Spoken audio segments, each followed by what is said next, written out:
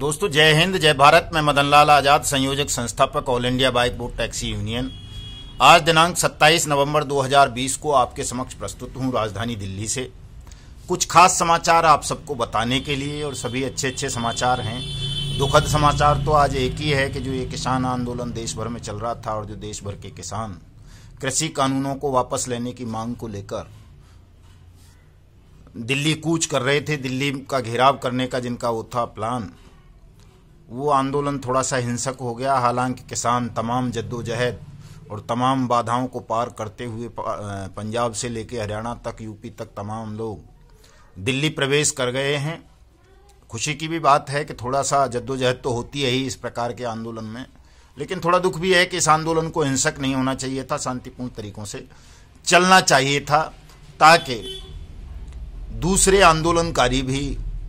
इस आंदोलन से प्रेरणा लेकर के संगठित होते और इसी तरह का आंदोलन अपनी अपनी समस्याओं के लिए करते। और ख़ास तौर से मैं ठगी पीड़ितों की बात करूं तो जिस तरह से हम पिछले काफ़ी दिनों से अनियमित जमा योजना पाबंदी कानून 2019 के रूल्स को नोटिफाइड कराने की मांग को लेकर आंदोलनरत हैं, लगातार आंदोलन कर रहे हैं, लगातार सरकार के साथ पत्र व्यवहार कर रहे हैं, ईमेल और डाक के द्वारा, उसके बावजूद भी सरकार के कान पर जू नहीं रेंग रही। तो कहीं ना कहीं ऐसा लगता है कि सरकार इतनी तानाशाहीपूर्ण रवैया अख्तियार कर लिया है, सरकार ने, देश की सरकार इतनी निकम्मी हो गई है कि जब तक कोई आंदोलन हिंसक ना हो, उसमें लाखों की भीड़ सम्मिलित ना हो, तब तक इस सरकार के कान पर जू नहीं रेंगती और ये लोगों की जायज मांगों को भी अनदेखी करती रहती है। इस सरकार ने ये अपनी मानसिकता बना ली है। दोस्तों, हमें भी अनियमित जमा योजना पाबंदी कानून 2019 के रूल्स को नोटिफाइड कराने के लिए देश भर में एक बड़ा राष्ट्रव्यापी आंदोलन करना पड़ेगा, इसी तरह से जिस तरह से हमारे किसान भाइयों ने किया है। चूंकि हम भी कोई कम नहीं हैं, 20 करोड़ लोग ठगी पीड़ित हैं देश भर में, जिन लोगों के साथ बारी बारी से प्रधानमंत्री के green India clean India mission के नाम पर, प्रधानमंत्री स्वरोजगार मिशन के नाम पर, प्रधानमंत्री आवास योजनाओं के नाम पर, प्रधानमंत्री लोन योजना के नाम पर, प्रधानमंत्री की और जितनी भी स्टार्टअप और लेना देना, आत्मनिर्भर, लोकल का वोकल, जो भी स्कीम्स प्रधानमंत्री ने आज तक आरंभ की अपने नाम पर या अपने पद के नाम पर, उन तमाम स्कीम्स के नाम पर देश भर में ठगों ने एक जाल बिछाया सरकार के संरक्षण में, बेईमान अधिकारियों और बेईमान मिनिस्टर्स का सहयोग पा करके, और देश के लगभग 20 करोड़ लोगों को ठग लिया। जिन 20 करोड़ लोगों में 2 लाख तो हमारे वो फौजी भाई हैं जो देश की सीमाओं की सुरक्षा पर तैनात हैं। फौजी भाइयों को साथ ठगी हो जाना वाकई बहुत शर्मनाक है, दुखद है, दुर्भाग्यपूर्ण है और हमारी सरकार ने इस पहलू से बिल्कुल आंख मूंद रखी है। इस प्रकरण से ना नरेंद्र मोदी सुनना चाहते हैं, ना देश के गृह मंत्री, न रक्षा मंत्री, न सीबीआई, न सुप्रीम कोर्ट, न कोई और। तमाम प्रशासनिक मशीनरी ने इस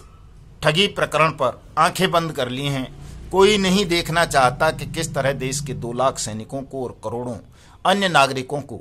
ठगों ने खुलेआम लूट लिया, उनकी मेहनत की कमाई को। और केवल उनकी मेहनत की कमाई को ही नहीं लूटा गया, फौजी भाइयों के साथ तो इतना बड़ा जुल्म किया गया हमारे देश की राजधानी दिल्ली के समीपस्थ नोएडा में, ग्रेटर नोएडा में, चीती गांव में, कि रक्तदान के नाम पर उनके शरीर से 62,100 यूनिट रक्त को निकाला गया और उसे अंतर्राष्ट्रीय मार्केट में ठगों ने बेच दिया सरकार का संरक्षण पाकर के। इससे ज्यादा शर्मनाक और दुखद पहलू क्या हो सकता है कि देश के सैनिकों के ब्लड को कोई रक्तदान के नाम पर निकालकर खुले मार्केट में, अंतर्राष्ट्रीय बाजार में बेच दे और देश की सरकार कानों में रुई डाल करके सो जाए और उन प्रकरणों की जांच सीबीआई से ना कराए। दोस्तों, इन तमाम प्रकरणों के खिलाफ बहुत सारे मुकदमे हालांकि देश भर में दर्ज हुए हैं। राजधानी दिल्ली की ईओडब्ल्यू में भी all India bike board taxi union ने एक मुकदमा दर्ज कराया है 123/2019, जिसमें लगभग 15 डायरेक्टर्स की और ठगों की गिरफ्तारियां हो चुकी हैं और दिल्ली पुलिस चालान फाइल करने की तैयारियां कर रही है। ईडी ने सैकड़ों करोड़ रुपए की संपत्तियों को सीज किया है। ईओडब्ल्यू मेरठ ने सैकड़ों करोड़ की संपत्ति सीज की है और लगभग 19 लोगों को अरेस्ट करके जेल के सींकचों के पीछे ढूंसा है बाइक बोट स्कैम में। खास तौर से हेलो टैक्सी के मामले में 2 ठगों को और एक ठगनी को जेल भेज दिया है। इसी तरह से साइंस सिटी स्कैम में बहुत सारे ठगों को एसटीएफ ने और थाना गोमती नगर की पुलिस ने, वाराणसी कैंट की पुलिस ने जेलों में ठूंस रखा है। कल भी एक बड़ी गिरफ्तारी हुई है इसमें जो है क्या बोलते हैं साइंस सिटी स्कैम में आसिफ खान की, जो टॉप लीडर था साइंस सिटी का, उसको एसटीएफ लखनऊ ने गिरफ्तार करके जेल में ठूंस दिया है। और उसके साथ साथ एक हेलो राइड जो कंपनी थी उसके एमडी सिद्धार्थ उप्रेती को भी जेल में ठूंस दिया गया है। लेकिन दोस्तों, और बाइक बोट स्कैम में भी राजस्थान में कई लीडर्स को अरेस्ट किया गया है। अभी हाल ही में उनसे बाइक वगैरह भी जब्त की गई हैं और देश भर से बाइक जब्त की जा रही हैं। लेकिन जो दुखद पहलू है दोस्तों वो क्या है, ये है कि सरकार के कान पर जब तक अदालतें आदेश ना दें, जब तक लोग आंदोलन ना करें, जायज कामों को करने के लिए भी कान पर जूं नहीं रेंगती सरकार के। ये सरकार की बहुत बड़ी निकम्मापन है, गद्दारी है, नालायकी है कि जिस सरकार को आपने अपने वोट से चुना इसलिए कि वो आपके प्रति न्याय करेगी, आपके साथ आपकी हिफाजत करेगी, आपके अधिकारों की सुरक्षा करेगी, वही सरकार जब देश के अन्नदाताओं का, किसानों का शोषण करने लगे, देश की सीमाओं पर तैनात सैनिकों का खून बिकवाने लगे, उनकी मेहनत की कमाई को हड़पवाने लगे ठगों के माध्यम से, और मजदूरों का उत्पीड़न करने लगे, तो ऐसी सरकार को न्याय हित में उखाड़ करके फेंक देना चाहिए। ये दुखद है, बहुत शर्मनाक है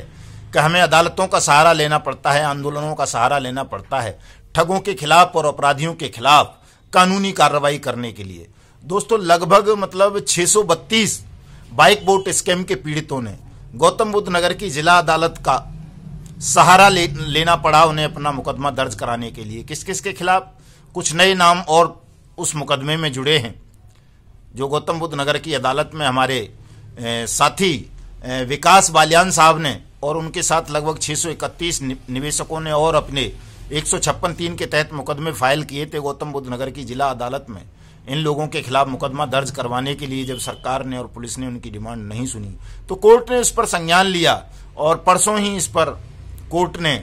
फैसला रिजर्व रख लिया है। वो निवेशकों के हित में जाएगा और उसमें जो नए नाम जुड़े हैं वो बड़े अचंभित करने वाले हैं, चौंकाने वाले हैं। दोस्तों, एक तो है नदबई से जो बसपा कांग्रेस का विधायक था जोगिंदर सिंह अवाना, जो संजय भाटी का फूफा था, जिसके मार्फत 400 करोड़ रुपए मायावती को गए थे संजय भाटी के। और संजय भाटी के क्या थे? वो सब आपकी मेहनत की कमाई को जो संजय भाटी बद्रीनाथ तिवारी ने हड़पा था वो पैसा था।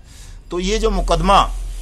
जिस पर फैसला रिजर्व रख लिया है गौतम बुद्ध नगर की जिला कोर्ट ने, उसमें जो कई नाम हैं दोस्तों, एक तो अमित सिरोही का है, जितेंद्र सिरोही का है, सोहन वीर का है, वीरेंद्र मलिक का है, नागेंद्र का है, नदीम फारूक का है, और जो मुख्यमंत्री योगी आदित्यनाथ का खास सहयोगी था रिंकू मित्तल, उसका नाम है रिंकू मित्तल का, जयवीर पांचाल का है, और इस तरह के कई नाम हैं जो पहली किसी एफआईआर में नहीं थे और इस एफआईआर में हैं। तो आप समझ सकते हैं कि ये बाइक बोट स्कैम कितना विस्तृत स्कैम है और इसका किस तरह से मतलब पहले राष्ट्रीयकरण हुआ, फिर अंतर्राष्ट्रीयकरण हुआ, क्योंकि ईडी ने और ईओडब्ल्यू ने जो अभी नोबल बैंक के चेयरमैन को अरेस्ट किया वीके शर्मा को और एक उसको ललित पांडे को, उसकी जो जांच हुई है, उससे जो पूछताछ हुई है, उसमें मालूम चला है कि हजारों करोड़ रुपए की प्रॉपर्टी इन लोगों ने विदेशों में खरीदी आपकी ठगी हुई रकम से, जो आपसे इन लोगों ने ठगी थी। तो अब ये इंटरनेशनल लेवल का मामला हो गया है और निश्चित रूप से अब इसकी जांच तो केवल सेबी ही कर सकती है, क्योंकि सेबी को ही अंतर्राष्ट्रीय स्तर पर जांच करने के अधिकार हैं। सेबी ही एक ऐसी एजेंसी है जो विदेशों स्थित संपत्ति को सीज और नीलाम करके लोगों का पैसा वापस कर सकती है। लेकिन अभी तक इस सरकार के कान पर जूं नहीं रेंग रही। सरकार किसी भी स्कैम को सीबीआई के हवाले करने को तैयार नहीं है। सरकार इन तमाम प्रकरणों की जांच सेबी और सीबीआई की संयुक्त टीम से कराने को तैयार नहीं है, न अनियमित जमा योजना पाबंदी कानून के रूल्स को नोटिफाइड करने के लिए तैयार है। दोस्तों, हमें तमाम ठगी पीड़ितों को, चाहे आप किसी भी कंपनी के ठगी पीड़ित हैं, सबको एकजुट होना पड़ेगा, संगठित होना पड़ेगा और एक बड़ा आंदोलन देश भर में अनियमित जमा योजना पाबंदी कानून 2019 के रूल्स को नोटिफाइड कराने के लिए चलाना पड़ेगा, ताकि तमाम लोगों का जिनकी जिंदगी को तबाह कर दिया है इन ठगों ने सरकारी संरक्षण में, इन ठगों से हम जल्दी से जल्दी उस कानून के तहत 180 वर्किंग डेज में अपना पैसा मैं ब्याज के, मैं बेनिफिट के, मैं जुर्माने के, मैं मुआवजे के प्राप्त कर सकें। और ये प्रोविजन केवल अनियमित जमा योजना पाबंदी कानून में है। इसीलिए अनियमित जमा योजना पाबंदी कानून को लागू करवाना जल्दी से जल्दी बहुत जरूरी है दोस्तों। इसके लिए आप सबको संगठित होना पड़ेगा और जिन साथियों ने अभी तक शिकायतें नहीं की हैं अपनी, वो तमाम साथी अपनी अपनी शिकायतें दर्ज कराओ। कई लोग अभी भी पूछते हैं कि साहब मैंने तो शिकायत की नहीं है, मुझे पैसा नहीं मिलेगा क्या? अरे भाई, पैसा नहीं मिलेगा बिना शिकायत किए, कहां से मिलेगा? ठगों की प्रॉपर्टी सरकार सीज कर रही है, नीलाम होगी, सरकार ने पैसे देने हैं या सरकार की किसी एजेंसी ने, तो सरकार की एजेंसियों को या सरकार को थोड़ा ही पता चलेगा तुम्हारा कि किस किस ने किस किस कंपनी में निवेश किया था। जब आप सरकार के पास शिकायत करोगे, किसी कोर्ट में दावा फाइल करोगे स्वयं के माध्यम से, वकील के माध्यम से या यूनियन के माध्यम से, तभी तो सरकार को या सरकार की एजेंसी को पता चलेगा कि आप भी क्लेमेंट हैं, आप भी पीड़ित हैं किसी ठगी स्कैम के। तो इसलिए तमाम लोग अपनी अपनी शिकायत अवश्य दर्ज कराएं, चाहे ग्रुप में कराएं, इंडिविजुअल कराएं या हमारी यूनियन के मार्फत कराएं, लेकिन अपनी शिकायत, अपना क्लेम अवश्य ही दाखिल करें। 7 दिसंबर को दिल्ली हाईकोर्ट में सुनवाई है बाइक बोर्ड टैक्सी स्कैम पर, और ये एक बृहद सुनवाई है। हाईकोर्ट का जो भी फैसला आएगा वो रूलिंग बनेगी, चूंकि वो रिट है, रिकवरी रिट पटिशन है, और हमने तमाम कंपनीज के उसमें जो है एग्जाम्पल्स दिए हैं, तमाम कंपनीज की बात की है, और वो निश्चित रूप से आपके पक्ष में ही आना है जब भी आएगा, लेकिन आएगा आपके पक्ष में। इसलिए तमाम बाइक बोर्ड टैक्सी स्कैम के पीड़ितों को तो उस रिट पटिशन से भी जुड़ना चाहिए दिल्ली हाईकोर्ट वाली से, ताकि जल्दी से जल्दी आपका पैसा आप सबको वापस मिल चुके। दोस्तों, एक सूचना और थी आज मेरे पास कि दिल्ली पुलिस के कमिश्नर साहब के एसओ साहब ने जो ये राधा माधव कॉरपोरेशन लिमिटेड का मामला है, इसके लिए डीसीपी नॉर्थ ईस्ट को डायरेक्शन दी थी, लेकिन डीसीपी नॉर्थ ईस्ट के वो कार्यालय से जो राधा माधव कॉरपोरेशन लिमिटेड की फाइल थी, चूंकि वो एक विस्तृत स्कैम है, लाखों लोगों के साथ ठगी हुई है, करोड़ों रुपए की ठगी हुई है, पूरे देश भर में उसके विक्टिम फैले हुए हैं, इसलिए वो मामला पुनः आर्थिक अपराध शाखा दिल्ली को वहां से रेफर हो गया है, और अब दिल्ली पुलिस की आर्थिक अपराध शाखा ईओडब्ल्यू ही राधा माधव कॉरपोरेशन लिमिटेड के मामले में लीगल एक्शन लेगी। इसलिए जो भी साथी राधा माधव कॉरपोरेशन लिमिटेड की ठग स्कीम से इफेक्टेड हैं, वो तमाम लोग अपनी अपनी शिकायत मेल के द्वारा, स्पीड पोस्ट के द्वारा या व्हाट्सएप के द्वारा हमको भेज सकते हैं, सीधे ईओडब्ल्यू को भेज सकते हैं, सीधे पुलिस कमिश्नर को या दिल्ली के लेफ्टिनेंट गवर्नर साहब को, या जो है अपने अपने स्टेट के सीएम और डीजीपीज को भी कर सकते हैं। इसी तरह से दूसरे स्कैम्स में सम्मिलित रहे लोग जो अन्य किसी ठगी प्रकरण का शिकार हुए हैं, वो तमाम लोग भी हमारी all India bike board taxi union से जुड़ें, अपनी अपनी शिकायत, अपना अपना विवरण हमारे पास व्हाट्सएप या ईमेल के माध्यम से भेजें। इस वीडियो संदेश की डिस्क्रिप्शन में हमारे व्हाट्सएप नंबर, फ़ोन नंबर और ईमेल आईडी होगी, वहां से आप उनको लेकर के आप अपनी शिकायत हमें भेज सकते हो, ताकि हम सरलता पूर्वक आपकी शिकायत और आपके दावे को दाखिल करके कोर्ट के समक्ष, सेबी के समक्ष, सरकार के समक्ष आपका पैसा जल्दी से जल्दी आप तमाम लोगों को दिलवा सकें। साथियों, अपने संगठन को मजबूत करने के लिए, संगठन को बड़ा बनाने के लिए एक काम और बहुत जरूरी है। आपको सोशल मीडिया पर सबको एक्टिव रहना चाहिए। हमारे इस यूट्यूब चैनल युगांतर न्यूज को सब्सक्राइब करना चाहिए, हमारी पोस्ट्स को ज़्यादा से ज़्यादा लोगों तक शेयर करना चाहिए। फेसबुक पर हम रोजाना 1-2 घंटे तक लगातार लाइव होकर के तमाम लोगों के प्रश्नों के जवाब देते हैं, तमाम सूचनाएं आपको उपलब्ध कराते हैं। इसलिए तमाम लोगों को हमारी फेसबुक आईडी मदन लाल आज़ाद को जाकर के फॉलो कर लेना चाहिए, चूँकि फ्रेंड्स हमारे बहुत ज़्यादा हैं, उसमें रिक्त स्थान नहीं है फ्रेंड रिक्वेस्ट एक्सेप्ट करने का, इसलिए फॉलो का ऑप्शन है, वहाँ जाकर के फॉलो करें तमाम लोग। और जो हमारा ट्विटर हैंडल है, ट्विटर पर जो हमारा अभियान चल रहा है ठगमुक्त बेईमान रहित भारत का, उसका बहुत ज़बरदस्त इम्पैक्ट पड़ रहा है देश की सरकार पर, स्टेट एजेंसीज पर और अन्य तमाम इन्वेस्टिगेशन एजेंसीज पर। इसलिए तमाम लोग हमारे ट्विटर हैंडल युगांतर न्यूज़ को भी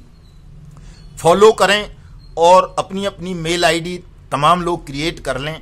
ताकि लगातार आप अपने उत्पीड़न के खिलाफ, अपने साथ हुई ठगी के खिलाफ सरकार को, कोर्ट को, सेबी को अपनी शिकायतें भेज सकें। जय हिंद, जय भारत।